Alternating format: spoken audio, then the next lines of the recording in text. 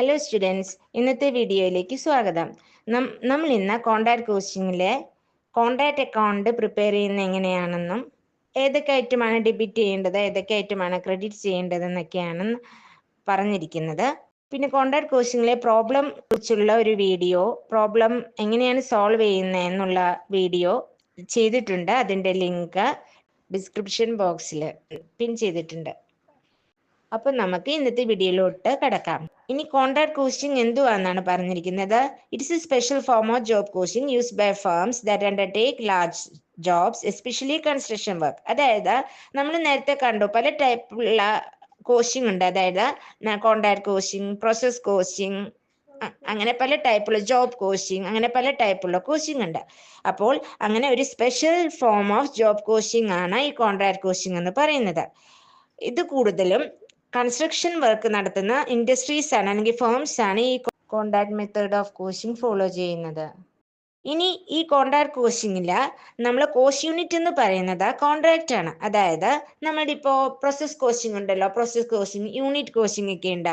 അവിടെ യൂണിറ്റ് എന്ന് പറയുന്നത് ഒരു പ്രൊഡക്റ്റ് ആണ്. പ്രോസസ് കോസ്റ്റിംഗിൽ യൂണിറ്റ് എന്ന് പറയുന്നത് ഒരു പ്രോസസ് ആണ്. അതുപോലെ കോൺട്രാക്ട് കോസ്റ്റിംഗിലെ കോസ്റ്റ് യൂണിറ്റ് എന്ന് പറയുന്നത് ഒരു കോൺട്രാക്റ്റ് ആണ്. ഇനി നമുക്ക് എങ്ങനെയാണ് അതിൻ്റെ അക്കൗണ്ടിങ് ട്രീറ്റ്മെന്റ് കാണാം. അതായത് ഒരു കോൺട്രാക്ടർ ഒരു സെപ്പറേറ്റ് അക്കൗണ്ട് ഓപ്പൺ ആക്കും.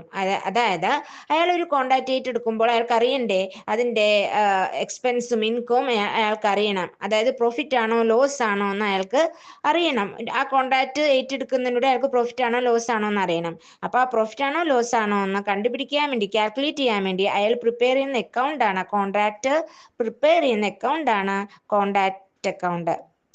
അതാണ് ഇവിടെ പറഞ്ഞിരിക്കുന്നത്. Contract ledger separate account is open for each contract എന്ന്. അപ്പം നമുക്കിനി കോൺട്രാക്ട് അക്കൗണ്ടിൽ ഏതൊക്കെ ഐറ്റം ഡെബിറ്റ് വരും, ഏതൊക്കെ ഐറ്റം ക്രെഡിറ്റ് വരും എന്ന് നോക്കാം. അപ്പോൾ കോൺട്രാക്ട് അക്കൗണ്ടിൽ ഡെബിറ്റ് വരുന്ന ഐറ്റമാണ് cost of direct material, cost of store material, പിന്നെ എല്ലാ direct indirect labour charges, sub contract cost of plant and machinery, expense accrued or outstanding. ഇവിടെ വേജസ് അക്രൂഡ് വരും, വേജസ് ഔട്ട്സ്റ്റാൻഡിങ്ങും വരും. ഇനി കോൺട്രാക്ട് അക്കൗണ്ടിൽ ക്രെഡിറ്റിൽ വരുന്ന ഐറ്റമാണ് കാണിക്കുന്നത്. Material and plan return to store, പിന്നെ മെറ്റീരിയൽ റിട്ടേൺ ടു സപ്ലയർ, പിന്നെ നമ്മൾ എന്തെങ്കിലും മെറ്റീരിയൽ വേറെ കോൺട്രാക്റ്റിലോട്ട് ട്രാൻസ്ഫർ ചെയ്തിട്ടുണ്ട്, അല്ലെങ്കിൽ കളവ് മെറ്റീരിയൽ മോഷണം പോയിട്ടുണ്ട്. പിന്നെ നമ്മുടെ material closing value of material ആണ് ഈ മെറ്റീരിയൽസ് ഇൻ ഹാൻഡ് എന്നുകൊണ്ട് ഉദ്ദേശിക്കുന്നത്. പിന്നെ കോൺട്രാക്ട് പ്രൈസും ക്രെഡിറ്റ് ചെയ്യും. പക്ഷെ അത് കംപ്ലീറ്റഡ് കോൺട്രാക്ട് ആണെങ്കിൽ മാത്രമേ ഉള്ളൂ. അതായത് കോൺട്രാക്ട് കംപ്ലീറ്റ് ചെയ്താൽ മാത്രമേ കോൺട്രാക്ട് പ്രൈസ് ക്രെഡിറ്റ് ചെയ്യത്തുള്ളൂ. എല്ലാ കോൺട്രാക്റ്റും അതേ അക്കൗണ്ടിങ് ഇയറിൽ, നമ്മൾ സ്റ്റാർട്ട് ചെയ്ത് അതേ അക്കൗണ്ടിങ് ഇയറിൽ എൻഡ് ചെയ്യണമെന്നില്ല. വലിയ കൂടി ഒരു 10 വർഷത്തെ കോൺട്രാക്റ്റ് ഒക്കെ കാണും. അപ്പൊ അതെന്ന് പറയുന്നത് ഇൻകംപ്ലീറ്റ് കോൺട്രാക്റ്റ് ആണ്. അപ്പൊ അതിൽ വാല്യൂ ഓഫ് വർക്ക് സർട്ടിഫൈഡും കോസ്റ്റ് അൺസർട്ടിഫൈഡ് വർക്കും ആണ് ക്രെഡിറ്റ് ചെയ്യുന്നത്. പിന്നെ വാല്യൂ ഓഫ് പ്ലാന്റ് വരും. ഡിപ്രിസിയേഷൻ എമൗണ്ട് കൊടുത്തതിന് ശേഷമുള്ള വാല്യൂ ഓഫ് പ്ലാന്റ് ആണ് ക്രെഡിറ്റ് ചെയ്യുന്നത്. പ്ലാന്റ് ആൻഡ് മെഷീനറിയുടെ വാല്യൂ നമുക്ക് അക്കൗണ്ടിങ് ട്രീറ്റ്മെന്റ് പല രീതിയിലുണ്ട്. 2 വേയിലൊക്കെ ചെയ്യാം. പക്ഷേ ഇതൊരു വേ ആണ് ഇവിടെ പറഞ്ഞിരിക്കുന്നത്. ഇനി നമ്മൾ ഇൻകംപ്ലീറ്റ് കോൺട്രാക്റ്റിൽ നമ്മൾ പ്രോഫിറ്റ് ആണോ ലോസ് ആണോ എന്ന് കണ്ടുപിടിക്കണം. അപ്പോൾ ഇൻകംപ്ലീറ്റ് കോൺട്രാക്റ്റിൽ കിട്ടുന്ന പ്രോഫിറ്റ് അല്ലെങ്കിൽ ലോസ് ആണ് നമ്മൾ നോഷണൽ പ്രോഫിറ്റ് അല്ലെങ്കിൽ നോഷണൽ ലോസ് എന്ന് പറയുന്നത്. അപ്പോൾ ഈ നോഷണൽ പ്രോഫിറ്റിന്റെ ഒരു ഭാഗം, ഒരു സെർട്ടൈൻ പോർഷൻ നമുക്ക് പ്രോഫിറ്റ് ആൻഡ് ലോസ് അക്കൗണ്ടിലോട്ട് ട്രാൻസ്ഫർ ചെയ്യേണ്ടി വരും. അപ്പോൾ അതിന് കുറച്ച് റൂൾസ് ഉണ്ട്.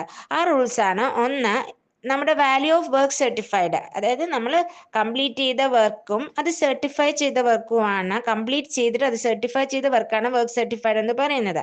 അപ്പം നമ്മുടെ value of work certified contract പ്രൈസിനേക്കാളും 25% ലെസ് ആണെങ്കിൽ, അതായത് 1/4 ആണ് കോൺട്രാക്ട് പ്രൈസിന്റെ 1/4 ആണ്, 1/4 കുറവാണ് വർക്ക് സർട്ടിഫൈഡ് എങ്കിൽ, വാല്യൂ ഓഫ് വർക്ക് സർട്ടിഫൈഡ് എങ്കിൽ നമ്മൾ പ്രോഫിറ്റ് ട്രാൻസ്ഫർ ചെയ്യത്തില്ല. പിന്നെ അഥവാ നമ്മുടെ വർക്ക് സർട്ടിഫൈഡിന്റെ വാല്യൂ 25%ഉം അതിന്റെ കൂടുതലുമാണ്, പക്ഷെ 50% കുറവുമാണെങ്കിൽ, അതായത് കോൺട്രാക്ട് പ്രൈസിന്റെ 1/4 ലെസ് ദാൻ 1/4 ആണ്, 1/4 ആണ്, പക്ഷേ ഹാഫ് കോൺട്രാക്ട് പ്രൈസിന്റെ ഹാഫിനേക്കാളും കുറവാണെങ്കിൽ, 25% അല്ലെങ്കിൽ എബവ് 25%, പക്ഷേ ബട്ട് ലെസ് ദാൻ 50% ആണെങ്കിൽ നമ്മൾ ട്രാൻസ്ഫർ ചെയ്യുന്നത് 1/3 ആണ്. 1/3 into notional profit into cash received by work certified എന്നാണ്. ഇനി അഥവാ 50% ആണ് നമ്മുടെ value of work certified contract പ്രൈസിന്റെ 50% ആണ്, അല്ലെങ്കിൽ അതിനേക്കാളും കൂടുതലാണെങ്കിൽ നമ്മൾ 2/3 into notional profit into cash received by work certified എന്നാണ് കാൽക്കുലേറ്റ് ചെയ്ത് അത്രയും എമൗണ്ടാണ് നമ്മൾ പ്രോഫിറ്റ് ആൻഡ് ലോസ് അക്കൗണ്ടിലോട്ട് ട്രാൻസ്ഫർ ചെയ്യുന്നത്. നമ്മൾ ഇനി work in progress balance sheet കാണിക്കണം. ബാലൻസ് ഷീറ്റിന്റെ അസറ്റ് സൈഡിലാണ് നമ്മൾ വർക്ക് ഇൻ പ്രോഗ്രസ് കാണിക്കുന്നത്. അപ്പോൾ അതെങ്ങനെയാണെന്ന് വെച്ചാൽ വർക്ക് ഇൻ പ്രോഗ്രസ് എന്ന് പറയുന്നത് വാല്യൂ ഓഫ് വർക്ക് സർട്ടിഫൈഡും കോസ്റ്റ് ഓഫ് വർക്ക് അൺസർട്ടിഫൈഡും കൂടിയതാണ്.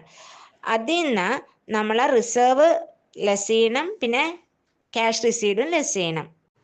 ഇന്നത്തെ വീഡിയോ നിങ്ങൾക്ക് ഇഷ്ടപ്പെട്ടെങ്കിൽ ലൈക്ക് ചെയ്യുക, ഷെയർ ചെയ്യുക, സബ്സ്ക്രൈബ് ചെയ്യുക. Thank you.